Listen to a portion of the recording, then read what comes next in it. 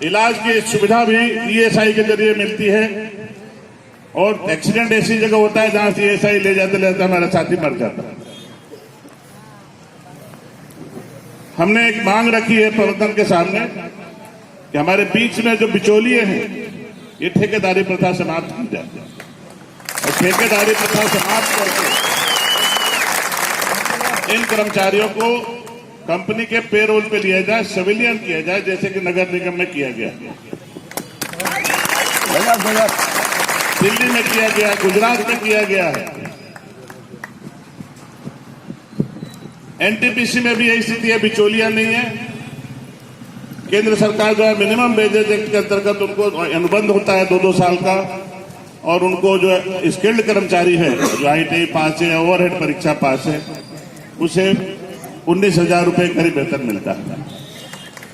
जो अर्ध कुशल है उसे 16,000 मिलता है, और जो अकुशल है उसे 14,300 रुपये मिलता है। ये बिचौलिए जो है हमारे बीच में जो ठेका प्रथा जो चल रहा है, 5 कंपनियों में लगभग 250 और 300 करोड़ रुपए जीएसटी के रूप में हम कर रहे हैं। यदि ये सिविलियन हो जाते हैं 250-300 करोड़ रुपए जो हमारा बचता है, और ये इनके भविष्य में यदि लग जाता है तो ये पूर्ण ईमानदारी के साथ काम करेंगे और कंपनी उत्तरोत्तर प्रगति के पथ पर जाएगी। दुर्घटना होने में मात्र 4 लाख रुपए की मुआवजा राशि मिलती है। उसके बाद इनके परिवार का देखने वाला कोई भी नहीं है कि परिवार जी रहा है, मर रहा है, उसे मुक्ति मिली है, नहीं मिली। तो एक तो इनको जो है बीमा कम से कम इनका 20 लाख का होना चाहिए, और पूरे दुर्घटना के दौरान इलाज की सुविधा प्रबंधन की तरफ से पूरी होनी चाहिए। ये हमारी मांग है आउटसोर्स कर्मचारियों के लिए। साथ ही इनकी नौकरी की गारंटी, जो हमारी नियमित भर्ती निकले, इसमें अनुभव के आधार पर इनको हेल्पर के पद पर नियुक्ति दी जाए। नया आदमी हम रखते हैं, उसे ट्रेन करने में 6 से 7 साल लगता है, और यदि ट्रेन कर्मचारी हमारे बीच में मिलते हैं तो दुगने उत्साह के साथ ये काम करेंगे और कहीं भी इन्हें ट्रेनिंग देने की आवश्यकता नहीं पड़ेगी। मात्र प्रेशर को चलाकर के इनको काम सौंपा जा सकता है। ये बहुत बड़ा अचीवमेंट मिलेगा, हमें बहुत बड़ी ताकत मिलेगी। इसी तरह जो हमारे संविदा साथी है, बिजली का क्षेत्र एक ऐसा क्षेत्र है जहां संविदा शब्द का कोई औचित्य नहीं। हम लोग रोज मौत से खेलते हैं, घर से निकलते हैं तो भरोसा नहीं रहता है कि अपने घर हम जीवित चले जाएंगे। हमारा वो तकनीकी कर्मचारी, हम कहते हैं कि जोखिम जो उठाता है तकनीकी वो कहलाता है, और तकनीकी की क्या पहचान, जरा से चूक बुरा आ जाता। लाइन में चाहे कितना भी हम जानकार हैं, काम करते समय जरा से हमारी नजरें चूकी और हम दुर्घटनाग्रस्त हुए और काल कौलित हो गए। ये 8 घंटे निरंतर ड्यूटी करते हैं, 10 घंटे निरंतर ड्यूटी करते हैं। राष्ट्रीय त्योहार के दिन न तो इनको जो है राष्ट्रीय त्योहार का पैसा मिलता है अतिरिक्त, न इनको अर्जित अवकाश की पात्रता है, न मेडिकल की पात्रता है। मात्र 13 दिन की सीएल इन्हें मिलती है। हर परिवार में कोई बीमार पड़ता है, किसी घर शादी विवाह है, किसी की बहन की शादी है या भाई की शादी है या पिताजी बीमार पड़ गए हैं, तो छुट्टियां सबको ह्यूमन लाइफ पर लगती है।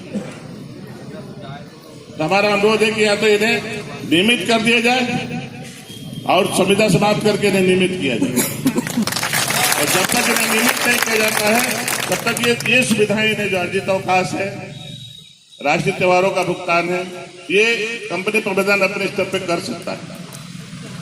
आपके माध्यम से माननीय सीएम साहब को अवगत करा के यदि हो जाता है, इन कर्मचारियों का उद्धार हो जाएगा।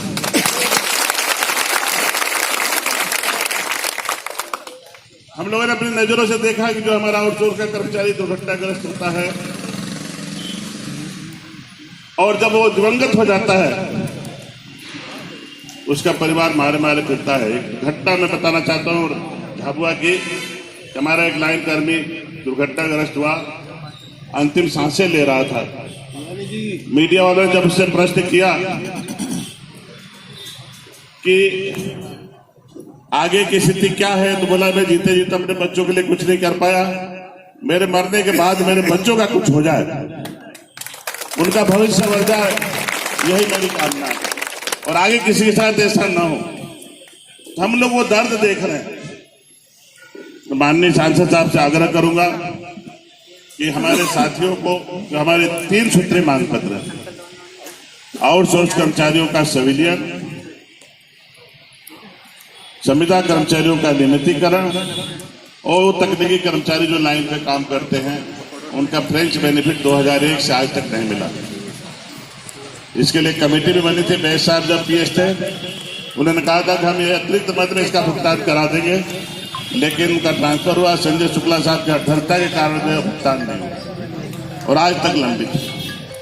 ये तीनों चीजें हमारे इन छोटे जो लाइन पे काम करने वाले साथी हो जाता है तो इनका जीवन संवर जाएगा, इनके बच्चे अच्छे स्कूलों में पढ़ पाएंगे और इनका भविष्य संवर जाएगा, प्रदेश संवर जाएगा। यही मैं कामना करता हूं कि आपके माध्यम से ये हो जाए। मैं समस्त तीनों बिंदुओं पे प्रकाश मैंने माननीय सांसद महोदय को जो है प्रस्तुत किया है। आशा करता हूं कि हमारी बातें माननीय मुख्यमंत्री जी तक आप पहुंचाएंगे और आपके सानिध्य में हमारी बैठक माननीय मुख्यमंत्री जी के साथ होगी और हमें न्याय मिलेगा। मैं आग्रह करता हूं हमारे सांसद साहब से कि हमारे साथियों को संबोधित करें और ये बतलाएं। हाँ, हमारे बीच हमारे बिजली के क्षेत्र में